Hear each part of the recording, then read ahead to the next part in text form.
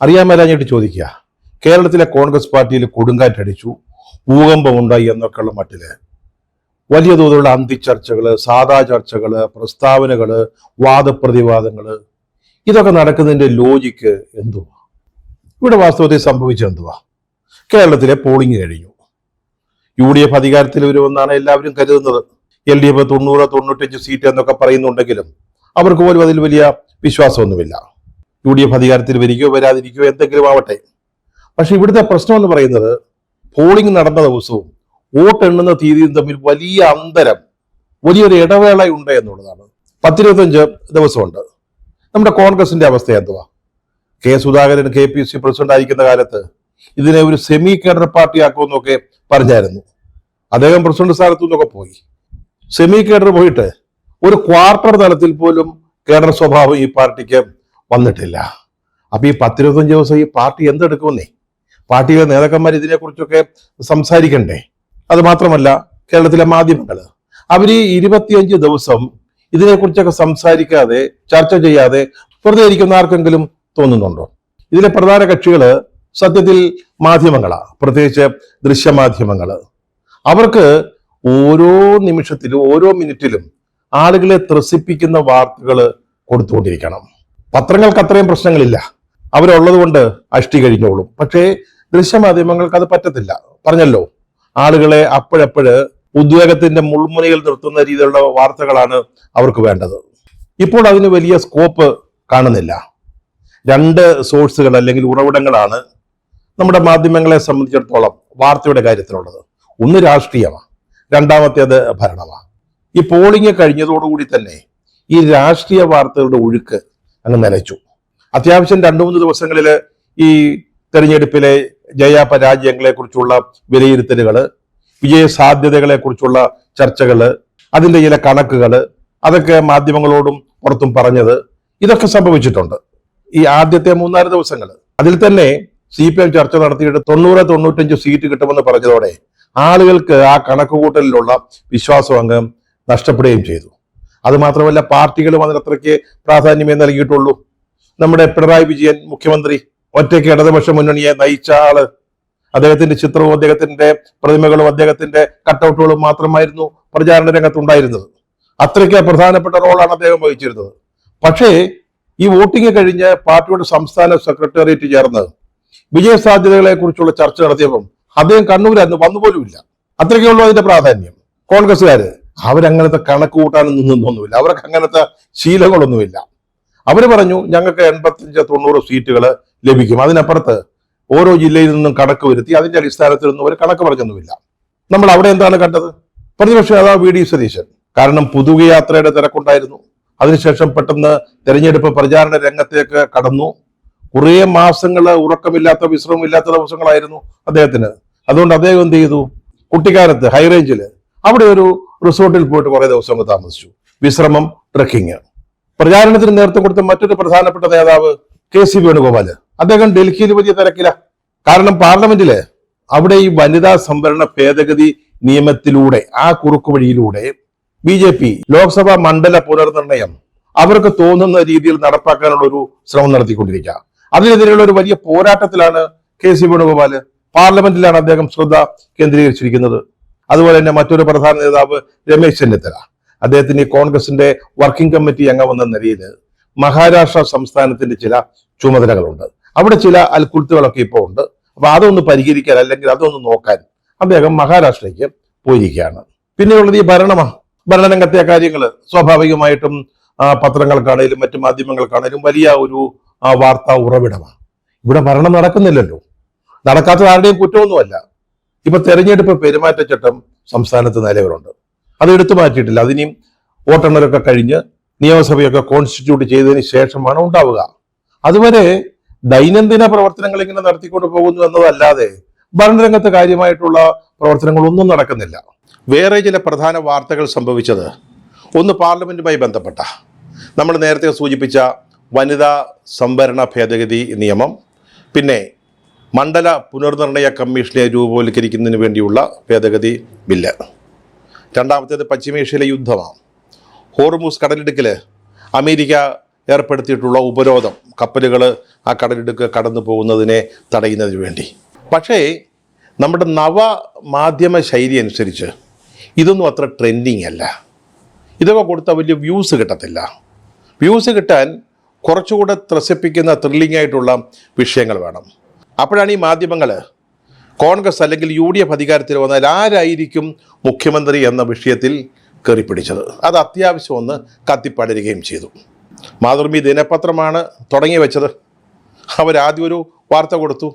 പക്ഷേ ആ വാർത്തയുടെ മഷി ഉണങ്ങുന്നതിന് മുമ്പ് തന്നെ നമ്മുടെ ദൃശ്യമാധ്യമങ്ങൾ അവരുടെ മൈക്കേടികൾ കോൺഗ്രസ് നേതാക്കളുടെ നേരെ നീട്ടി. പിന്നെ ചർച്ചയായി, അന്തിച്ചർച്ചയായി, സാധാരണ ചർച്ചയായി, പ്രസ്താവനകളായി, കോൺഗ്രസ് നേതാക്കളുടെ ഇടപെടലായി, കോൺഗ്രസിൽ മുഖ്യമന്ത്രി സ്ഥാനത്തിന് വേണ്ടിയുള്ള പോരാട്ടം തുടങ്ങി. സൈബർ അണികൾ തമ്മിൽ പോര്, അണികൾ ഏറ്റുമുട്ടുന്നു, ആരാവും മുഖ്യമന്ത്രി, ആരാവണം മുഖ്യമന്ത്രി എന്നിങ്ങനെ ചർച്ചകൾ അങ്ങോട്ട് കൊടുത്തു. ജഗപുകയായി സംഗതികൾ. പക്ഷേ എല്ലാവരും ഒരേ വിഷയം ചർച്ച ചെയ്യുമ്പോൾ, അതായത് കോൺഗ്രസിൻ്റെ മുഖ്യമന്ത്രി സ്ഥാനാർത്ഥി ആരായിരിക്കും എന്ന വിഷയം എടുക്കുമ്പോൾ എന്തെങ്കിലും ഒരു സ്പെഷ്യൽ ഐറ്റം വേണം മറ്റുള്ളവരിൽ നിന്ന് വ്യത്യസ്തമായിട്ട്, എങ്കിലേ അത് കയറി കളിച്ചു പിടിക്കത്തുള്ളൂ. അപ്പോൾ എന്തുണ്ടായി? കോൺഗ്രസിൻ്റെ ഒരു നേതാവ് വട്ടപൂജ്യമാണെന്ന് ഒരു നിലയെ ബിന്ദുവാൻ പ്രഖ്യാപിക്കുന്നു. അദ്ദേഹം തീരുമാനിച്ചു അദ്ദേഹം വട്ടപൂജ്യമാണ്. ഉടനെ മറ്റു ചാനലുകൾ മറ്റു ചില നേതാക്കളുടെ അപദാനങ്ങൾ വാഴ്ത്തിക്കൊണ്ട് പാനലിസ്റ്റുകളെ രംഗത്തിറക്കുന്നു. ചിലർ പറയുന്നു ആരൊക്കെയോ ഇതൊക്കെ ചില കൊട്ടേഷൻ ടീമുകളെ ഏൽപ്പിച്ചിരിക്കുകയാണ്. ആരാരെ ഏൽപ്പിച്ചു, ആരാണ് ഈ കൊട്ടേഷൻ, അത് ഏൽപ്പിച്ചത് ആരാണെന്ന് ചോദിച്ചാൽ അതിനൊന്നും ഉത്തരമില്ല. അപ്പോൾ പിന്നെ അച്ചടി മാധ്യമങ്ങൾ ഏറ്റെടുക്കണമല്ലോ. പിന്നെ സോഷ്യൽ മീഡിയയുടെ കാര്യം പറയേണ്ടതില്ലല്ലോ. ഏതിനെപ്പറ്റിയും എന്തിനെപ്പറ്റിയും എങ്ങനെയും എന്തും ഒരു ലക്കും ലഗാനുമില്ലാതെ വിളിച്ചു പറയുന്ന സോഷ്യൽ മീഡിയ അവരവരുടേതായ പങ്ക് വഹിച്ചു. അവർ കൂടുതൽ വ്യൂസുകൾ നേടിയെടുക്കുകയും ചെയ്തു. അപ്പം പിന്നെ കോൺഗ്രസ് നേതാക്കന്മാർ മിണ്ടാതിരിക്കുമോ? അവരവരുടെ അഭിപ്രായം പറഞ്ഞു. മുഖ്യമന്ത്രിയാവാൻ സാധ്യതയുള്ള പലരെപ്പറ്റിയും ഓരോരുത്തരെ പറ്റിയും അവരുടേതായ ചില നിലപാടുകൾ, അഭിപ്രായങ്ങൾ പറഞ്ഞു. അപ്പോൾ ഈ ചില സമാധാനകാംക്ഷികൾ രംഗത്ത് വന്നു. അയ്യോ, ഇങ്ങനെയൊന്നും ചെയ്യരുത്, ഹൈക്കമാൻഡിൻ്റെ അടുത്ത് അപേക്ഷയുമായിട്ട് പോയി, ഇവിടെ ഫലം പോലും വന്നിട്ടില്ല, അതിനു മുമ്പായിട്ട് കോൺഗ്രസ്സിൽ മുഖ്യമന്ത്രി സ്ഥാനത്തെ ചൊല്ലി ഇത്തരത്തിലുള്ള തർക്കങ്ങൾ നടക്കുന്നത് ശരിയല്ല, അത് നമുക്ക് വോട്ട് ചെയ്ത ആളുകളോട്, വോട്ടർമാരോടുള്ള അവഹേളനമാണ്, അവരെ അപമാനിക്കുന്നതിന് തുല്യമാണ്. ഇത്തരത്തിലുള്ള ചില സമാധാനകാംക്ഷികൾ. ഇതിൻ്റെയൊക്കെ ലക്ഷ്യം എന്താണെന്ന് ചോദിച്ചാൽ മുഖ്യമന്ത്രിയാകുന്നത് ആരാണെന്നുള്ളതല്ല അവിടെയൊന്നും പ്രശ്നം. മുഖ്യമന്ത്രിയെ തീരുമാനിച്ചു കഴിഞ്ഞാൽ പിന്നെയും പല കാര്യങ്ങളും നടക്കാനുണ്ട്. മന്ത്രിസഭ രൂപവൽക്കരിക്കണം, അങ്ങനെ പല പല കാര്യങ്ങൾ. അപ്പോൾ ഇതൊക്കെയാണ് ഈ പ്രസ്താവനക്കാരുടെ മനസ്സിലുള്ള ലക്ഷ്യങ്ങൾ. ഇതാണ് ഇപ്പോഴ് കേരളത്തിലെ കോൺഗ്രസിൻ്റെ മുഖ്യമന്ത്രി ആരായിരിക്കും എന്നത് സംബന്ധിച്ച് ചർച്ചയുടെ ഇപ്പോഴത്തെ സ്റ്റാറ്റസ്. ചില മാധ്യമങ്ങൾ ഇതിനെപ്പറ്റിയൊക്കെ പറയുന്ന അഭിപ്രായങ്ങൾ കേട്ടാൽ അവർ വിധിക്കുകയാണല്ലോ, അവർ പറയുകയല്ലല്ലോ. അത് കേട്ടാൽ കോൺഗ്രസിൽ ഇതുവരെ ഇതുപോലത്തെ യാതൊരു സംഭവവികാസങ്ങളും ഉണ്ടായിട്ടുണ്ട് എന്ന് തോന്നുകയില്ല. കേരളത്തിലെ കോൺഗ്രസിലെ ഗ്രൂപ്പ് വഴക്കിന് എത്രയോ കാലത്തെ പഴക്കമുണ്ട്. പണ്ട് പി കൃഷ്ണപിള്ളയും EMS AKG ഒക്കെ കോൺഗ്രസ് സോഷ്യലിസ്റ്റ് പാർട്ടിയുമായിട്ട് നടക്കുന്ന കാലം. അന്ന് അബ്ദുറഹ്മാൻ സാഹിബ്, മലബാറിലെ ഏറ്റവും പ്രധാനപ്പെട്ട ഒരു കോൺഗ്രസ് നേതാവ്, ഈ കോൺഗ്രസ് സോഷ്യലിസ്റ്റ് പാർട്ടിക്കാരുടെ കൂടെ അവരും കേളപ്പൻ്റെയും മറ്റും നേതൃത്വത്തിലുള്ള ഗാന്ധിയൻ സംഘവുമായിട്ടുള്ള പോരാട്ടം എത്ര കാലം നീണ്ടു നിന്നാണ്. കേരളത്തിലെ കമ്മ്യൂണിസ്റ്റ് പാർട്ടി ഉണ്ടായത് തന്നെ ആ ഒരു പോരാട്ടത്തിൽ നിന്നാണ്. അതാണ് ശരിയായ ചരിത്രം. അതിനുശേഷം പിന്നെ ഇങ്ങോട്ട് വന്ന് CK ഗോവിന്ദൻ നായരുടെ കാലം, ആർ ശങ്കരും CK ഗോവിന്ദൻ നായരുമായി ഏറ്റുമുട്ടിയത്, പിന്നീട് ആർ ശങ്കറിനെതിരായിട്ട് കേരള കോൺഗ്രസ് ഉണ്ടായത്. അങ്ങനെ കേരളത്തിലെ കോൺഗ്രസിൻ്റെ ചരിത്രം പരിശോധിക്കുമ്പോൾ ഗ്രൂപ്പ് വഴക്കുകൾക്കോ പോരാട്ടങ്ങൾക്കോ ഒന്നും യാതൊരു കുറവും ഉണ്ടായിട്ടില്ല. ഈ പങ്ക്തിയിൽ നേരത്തെ ഒരിടത്ത് കോൺഗ്രസിൻ്റെ സംസ്ഥാന തെരഞ്ഞെടുപ്പ് നടന്നതിനെക്കുറിച്ച് പരാമർശിച്ചിട്ടുണ്ടെന്നാണ് തോന്നുന്നത്. എന്തായാലും ഒരിക്കൽ കൂടി പറയുക, കാംബോജി പട്ടേൽ എന്ന് പറയുന്ന ഒരാളായിരുന്നു ഡൽഹിയിൽ നിന്ന് ഹൈക്കമാൻഡ് ഇവിടേക്ക് വരണാധികാരിയായിട്ട്, റിട്ടേണിംഗ് ഓഫീസറായിട്ട് അയച്ചത്. കോൺഗ്രസ് തെരഞ്ഞെടുപ്പിന് വേണ്ടിയുള്ള യോഗം നടക്കുമ്പോൾ വലിയ അടി കലശലുണ്ടായി. ആരോ ഒരാൾ ഈ കാംബോജി പട്ടേലിനെ കയറി പട്ടിയെന്ന് വിളിച്ചു. അപ്പോൾ കാംബോജി പട്ടേൽ പറഞ്ഞിട്ടതേ ഓടി. അദ്ദേഹം പറഞ്ഞു, മേം പട്ടി നഹി, മേം കാംബോജി പാട്ടീൽ ഹും എന്ന് പറയേണ്ടി വന്ന ചരിത്രമുണ്ട് ഇവിടെ ഈ കോൺഗ്രസിനെ. അതൊക്കെ പഴയ കഥകളാണ്. പക്ഷേ ഇപ്പോൾ ഈ ചാനലിലിരുന്ന് രാഷ്ട്രീയം പറയുന്നവർക്ക് ആ ചരിത്രത്തെക്കുറിച്ച് അത്ര ബോധ്യമില്ലാത്തത് കൊണ്ടാകണം. ഇതൊരു പുതിയ കാര്യമൊന്നുമല്ല. സാധാരണഗതിയിൽ സ്ഥാനാർത്ഥികളെ നിശ്ചയിക്കുമ്പോഴേക്ക് എന്തൊക്കെ സംഭവിച്ചിരിക്കുന്നു കേരളത്തിലെ കോൺഗ്രസ്സിൽ. തെരഞ്ഞെടുപ്പ് പ്രചാരണം കഴിഞ്ഞ് 10 ദിവസത്തിന് ശേഷം 3 കോൺഗ്രസ് സ്ഥാനാർത്ഥികളെ മാറ്റിയ ചരിത്രം കേരളത്തിലുണ്ട്. എന്നിട്ട് വന്ന് UDF റെക്കോർഡ് ഭൂരിപക്ഷത്തിൽ ജയിക്കുകയും ചെയ്തു. അതൊക്കെ ചരിത്രത്തിൻ്റെ ഭാഗമാണ്. അതിൻ്റെ ഒരു ഭാഗമായിട്ട് മാത്രം ഇപ്പോൾ നടക്കുന്ന മുഖ്യമന്ത്രി ആരായിരിക്കണം എന്നതിനെക്കുറിച്ച് നടക്കുന്ന അഭിപ്രായ പ്രകടനങ്ങളെ കണ്ടാൽ മതി. നമ്മൾ നേരത്തെ പറഞ്ഞ പോലെ ഇത്രയും സമയം പോളിങ്ങും കൗണ്ടിങ്ങും തമ്മിൽ വന്നതുകൊണ്ടാണ് ഇതൊക്കെ ഉണ്ടാവുന്നത്. അപ്പോൾ അഭിപ്രായം പറയട്ടെന്നേ. കോൺഗ്രസിൻ്റെ മുഖ്യമന്ത്രി ആരായിരിക്കണം എന്നതിനെ സംബന്ധിച്ച് കോൺഗ്രസ്സുകാർ പറയട്ടെ, കോൺഗ്രസ്സിന് പുറത്തുള്ളവർ അഭിപ്രായങ്ങൾ പറയട്ടെ, സാധാരണക്കാർ അവർക്കെന്താണ് പറയാനുള്ളത് എന്ന് കേൾക്കാം. അതല്ലേ നല്ലത്, അതല്ലേ ജനാധിപത്യം. പോളിംഗ് കഴിഞ്ഞ് 3-4 ദിവസം കഴിഞ്ഞാണ് ഈ കൗണ്ടിങ് നടക്കുന്നത്, ഫലം വരുന്നത് എന്ന് വിചാരിക്കുക. അപ്പോൾ എന്താ സ്വാഭാവികമായിട്ടും സംഭവിക്കുക? ഡൽഹിയിൽ നിന്ന് നിരീക്ഷകരെത്തുന്നു, ജയിച്ച കോൺഗ്രസ് MLA-മാരെ കാണുന്നു, ഓരോരുത്തരെ കാണുന്നു, അവരുടെ അഭിപ്രായം അറിയുന്നു. അതിൽ ആർക്കാണ് ഭൂരിപക്ഷം, ആര് മുഖ്യമന്ത്രിയാകുന്നതിനോടാണ് ഭൂരിപക്ഷം പേർക്ക് അനുകൂലം എന്ന് മനസ്സിലാക്കുന്നു. അതുകൂടാതെ മറ്റു ചില കാര്യങ്ങളും ഹൈക്കമാൻഡ് അന്വേഷിക്കുന്നു. ഓരോരുത്തരുടെയും വ്യക്തിപരമായ കഴിവുകൾ വിലയിരുത്തുന്നു. ഓരോരുത്തരുടെയും കാര്യത്തിൽ കോൺഗ്രസ് ഹൈക്കമാൻഡിലുള്ള നിലപാടുകൾ അവിടെ പ്രസക്തമായിട്ട് വരുന്നു, ധാരണകൾ പ്രധാനപ്പെട്ടതായിട്ട് വരുന്നു. ചിലപ്പോൾ ഘടകകക്ഷികളുടെ അഭിപ്രായം ചോദിച്ചു എന്ന് വരാം. അങ്ങനെ ഒരാളെ കോൺഗ്രസിൻ്റെ പാർലമെൻ്ററി പാർട്ടി ലീഡറായിട്ട് തിരഞ്ഞെടുക്കുന്നു. ഘടകകക്ഷികളുടെ അഭിപ്രായം ആരായണമെന്നില്ല, ചിലപ്പോൾ വേണമെങ്കിൽ ചോദിക്കാം. ഇപ്പോൾ ഇനി 25 ദിവസത്തിന് ശേഷമാണ് ഈ കൗണ്ടിങ്ങും ഫലപ്രഖ്യാപനവും വരുന്നെങ്കിൽ ഇത് തന്നെയാണ് സംഭവിക്കുക. MLA-മാരെ കാണുന്നു, അവരുടെ അഭിപ്രായത്തിന് വലിയ പ്രാധാന്യം കിട്ടുന്നു. ചിലപ്പോൾ MP-മാരുടെ അഭിപ്രായം കൂടെ ചോദിച്ചേക്കാം. ഈ അടുത്ത കാലത്തായിട്ട് MP-മാർക്ക് കേരളത്തിലെ കോൺഗ്രസിൻ്റെ കാര്യത്തിൽ വലിയ സേ ലഭിക്കുന്നുണ്ട്, അവരുടെ അഭിപ്രായം ചോദിച്ചേക്കാം. അങ്ങനെ ഒരാളെ തീരുമാനിക്കുന്നു. അതാണ് വാസ്തവത്തിൽ ഇവിടെ സംഭവിക്കാൻ പോകുന്നത്. അതിനു മുമ്പ് കുറേ ചർച്ചകൾ ഇങ്ങനെ നടന്നോട്ടെ. പക്ഷേ എന്തായാലും കഴിഞ്ഞ തെരഞ്ഞെടുപ്പുകളേക്കാൾ കഴിഞ്ഞ കാലത്തേക്കാൾ വളരെ വ്യത്യസ്തമാണ് ഇപ്പോൾ കേരളത്തിലെ കോൺഗ്രസിലെ കാര്യം എന്ന കാര്യത്തിൽ യാതൊരു സംശയവുമില്ല. അതിലേറ്റവും പ്രധാനപ്പെട്ട കാര്യം, ഈ തെരഞ്ഞെടുപ്പ് പ്രചാരണ രംഗത്ത് ആരായിരിക്കും കോൺഗ്രസിൻ്റെ മുഖ്യമന്ത്രി സ്ഥാനാർത്ഥി എന്നുള്ള ഒരു ചർച്ച നേരിയ തോതിൽ പോലും ഉണ്ടായില്ല എന്നുള്ളത് തന്നെയാണ്. അങ്ങനെ ഒരു തീരുമാനമുണ്ടായിരുന്നു, ആ ചർച്ച വേണ്ട. അതെല്ലാവരും അനുസരിച്ചു, നേതാക്കളനുസരിച്ചു, അണികളനുസരിച്ചു, സ്ഥാനാർത്ഥികൾ അനുസരിച്ചു, പാർട്ടി പ്രവർത്തകർ അതനുസരിച്ച് നിന്നു. അതുണ്ടായിട്ടേ ഇല്ല. പുതുയുഗയാത്ര വളരെ മനോഹരമായിട്ട് അത് നടന്നില്ലേ? ഘടകകക്ഷികൾ തമ്മിലുള്ള സീറ്റ് വിഭജനം വലിയ തർക്കങ്ങൾ കൂടാതെ അത് പരിഹരിച്ചു. പിന്നെ കോൺഗ്രസിൻ്റെ സ്ഥാനാർത്ഥികളെ നിശ്ചയിക്കുന്ന കാര്യം, ആ കൂടെ K. സുധാകരൻ മത്സരിക്കണമെന്ന് ആഗ്രഹിച്ചു. അദ്ദേഹത്തിന് മത്സരിക്കാൻ ഹൈക്കമാൻഡ് അംഗീകാരം നൽകിയെന്ന് ചില മാധ്യമങ്ങൾ റിപ്പോർട്ട് ചെയ്തു. പിന്നീട് അതങ്ങനെ അല്ല എന്ന് വന്നു. അപ്പോൾ സുധാകരനും അദ്ദേഹത്തിൻ്റെ ചില അനുയായികളും മത്സരിക്കും എന്ന വാർത്ത വന്നു. ഇതെല്ലാം മാധ്യമങ്ങൾ സൃഷ്ടിച്ചതായിരുന്നു. ഒരു പകലുകൊണ്ട് വൈകുന്നേരം സുധാകരൻ കണ്ണൂരിലേക്ക് വിമാനമാർഗം പോകാൻ ഒരുങ്ങുന്ന ആ സമയം വരെ അത് നിന്നുള്ളൂ. അദ്ദേഹം പറഞ്ഞു, ഞാൻ മത്സരിക്കുന്നത് നിങ്ങളോട് ആര് പറഞ്ഞു? ഞാൻ കോൺഗ്രസ് ഹൈക്കമാൻഡ് പറയുന്നതനുസരിച്ചാണ് ചെയ്യുക. മാധ്യമങ്ങൾ സൃഷ്ടിച്ചതായിരുന്നു.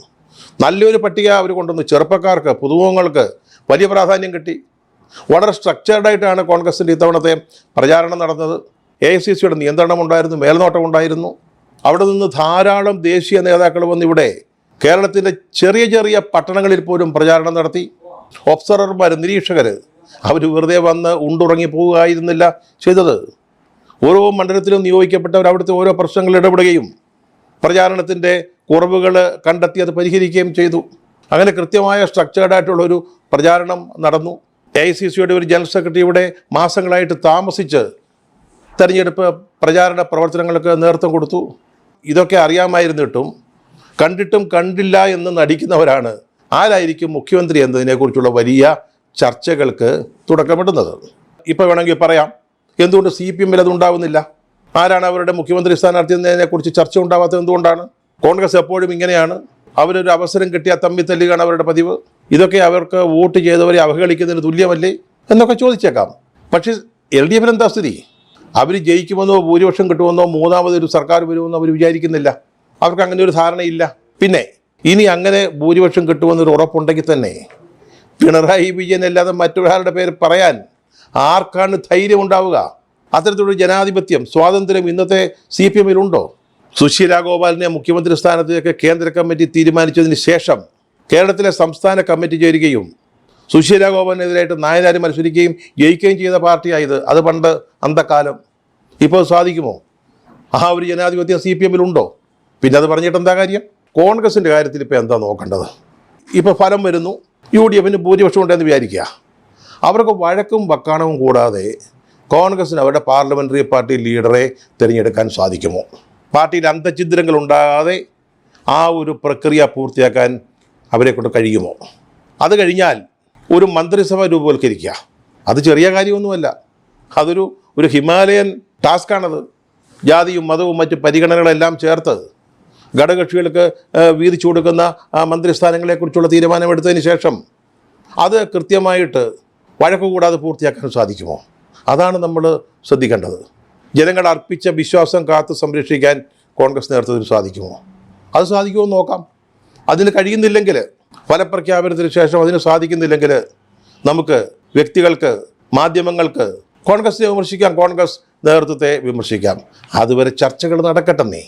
ആരാണ് മുഖ്യമന്ത്രി ആവേണ്ടത് എന്നതിനെക്കുറിച്ച് ഓരോരുത്തരും അവരുടെ അഭിപ്രായങ്ങൾ പറയട്ടെ. എന്താ കുഴപ്പം?